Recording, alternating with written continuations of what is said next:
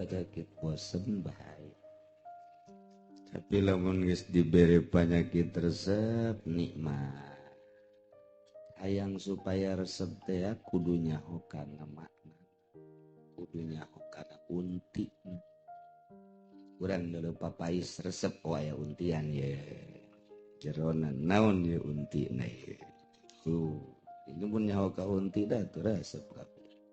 Urang yang ngaji nyaho ka unti na tu resep. Naon unti na dihampura dosa. Eta ti imah ka dieu teh leumpang teh eta salengkah dosa raragaga. Oh, nu mantap ti Cikupa ka dieu di jalan Ambalayah dosa. Aduh, luar biasa. Kebalik deui asup deui.